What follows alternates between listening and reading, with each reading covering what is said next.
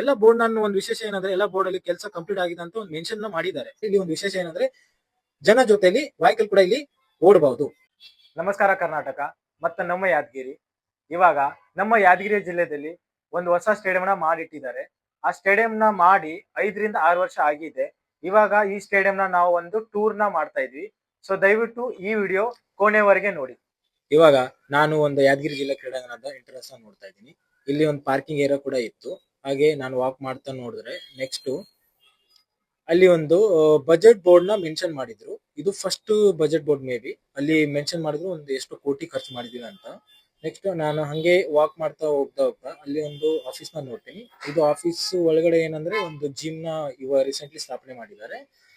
ಆಮೇಲೆ ಈ ಬಿಲ್ಡಿಂಗ್ ಇದೆ. ನೆಕ್ಸ್ಟ್ ನಾನೀಗ ವಾಕ್ ಮಾಡ್ತಾ ಹೋದ್ರೆ ನೆಕ್ಸ್ಟ್ ಇನ್ನೊಂದು ಸೆಕೆಂಡ್ ಬೋರ್ಡ್ ನ ನೋಡ್ತೀನಿ. ಅಲ್ಲಿ ಒಂದು ಕೂಡ ಕೋಟಿ ರೊಕ್ಕ ಅನ್ನೋ ಅಮೌಂಟ್ ನ ಮೆನ್ಷನ್ ಮಾಡಿದ್ದಾರೆ. ಇವಾಗ ಇಲ್ಲಿ ಸಿಂಡರಮ್ ಒಂದು ಅಪ್ರೂವಲ್ ಆಗಿತ್ತು, ಬಟ್ ಏನಂದ್ರೆ ಖರ್ಚು ಹಾಕಿದ್ದಾರೆ. ಇಲ್ಲಿ ಒಂದು ವಿಶೇಷ ಏನಂದ್ರೆ ಜನ ಜೊತೆಲಿ ವೆಹಿಕಲ್ ಕೂಡ ಇಲ್ಲಿ ಓಡಬಹುದು. ಈ ತರ ಒಂದು ಫೆಸಿಲಿಟಿನ ಇಲ್ಲಿ ಯಾದಗಿರಿ ಜಿಲ್ಲಾ ಕ್ರೀಡಾಂಗಣದಲ್ಲಿ ಫೆಸಿಲಿಟಿನ ಕೊಟ್ಟಿದ್ದಾರೆ. ಮತ್ತೆ ಹಂಗೆ ನಾನು ನೋಡ್ತಾ ನೋಡಿದ್ರೆ ಇಲ್ಲಿ ಒಂದು ಹೈಜಿನಿಕ್ ಮತ್ತೆ ನೀಟ್ನೆಸ್ ನ ತುಂಬಾನ ಒಳ್ಳೆ ರೀತಿಯಲ್ಲಿ ಮೇಂಟೈನ್ ಮಾಡಿದ್ದಾರೆ. ಆಮೇಲೆ ನಾನು ಸ್ವಲ್ಪ ಓಡ್ಬೇಕಂತ ಅನ್ಸು ನಾನು ಸ್ವಲ್ಪ ಜಾಗ್ ಮಾಡಿದೆ. ಟ್ರ್ಯಾಕ್ ನ ಮಾತ್ರ ಸರಿಯಾಗಿ ಇಟ್ಟಿದ್ರು. ಏನೋ ಮಣ್ಣು ಕಲ್ಲುಗಳು ಏನೂ ಇರ್ಲಿಲ್ಲ. ಹಾಗೆ ಒಂದು ಲಾಂಗ್ ಜಂಪ್ ಇಟ್ಟಿದ್ರ ಬಂದೆ. ಲಾಂಗ್ ಜಂಪ್ ನಾಗ ಚೆಕ್ ಮಾಡ್ಬೇಕನ್ಸ್ತು. ಮತ್ತೆ ಹಂಗೆ ಲಾಂಗ್ ಜಂಪ್ ಟೇಕಪ್ ಬೋರ್ಡ್ ತಗೊಂಡು ಚೆಕ್ ಮಾಡಿದೆ. ಲಾಂಗ್ ಜಂಪ್ ಇಟ್ಟು ಚೆನ್ನಾಗಿ ಕಟ್ಟಿದ್ರು.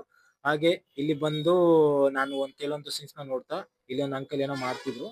ಎಲ್ಲ ಹಂಗೆ ಸ್ಟೇಡಿಯಂ ಅಲ್ಲಿ ಹಂಗೆ ನಡೀತಿತ್ತು. ಸೊ ನೆಕ್ಸ್ಟ್ ನಾನು ಇನ್ನೊಂದು ಬೋರ್ಡ್ ನ ನೋಡ್ತೀನಿ. ಏನಂದ್ರೆ ಎಷ್ಟು ಕೋಟಿ ರೊಕ್ಕನು ಆಡ್ ಮಾಡಿದ್ದಾರೆ. ಬಟ್ ವಿಶೇಷ ಏನಂದ್ರೆ ಇನ್ನೂವರೆಗೆ ಕೆಲಸ ನಡೀತಾನೆ ಇದೆ. ಸೊ ಈ ರೀತಿ ನಾವು ಯಾದಗಿರಿ ಜಿಲ್ಲೆದ ಅಥ್ಲೆಟಿಕ್ ಸ್ಟೇಡಿಯಂನ ನೋಡಿದ್ದೀವಿ. ಸೊ ನಾನೊಬ್ಬ ನ್ಯಾಷನಲ್ ಮೆಡಲಿಸ್ಟು. ನಾನು ಇಲ್ಲಿ ಟ್ರೈನಿಂಗ್ ಮಾಡಿಬಿಟ್ಟು ಇಂಟರ್ನ್ಯಾಷನಲ್ ಮತ್ತೆ ಒಲಿಂಪಿಕ್ ಅಲ್ಲಿ ಮೆಡಲ್ ಗೆಲ್ಬಹುದಾ?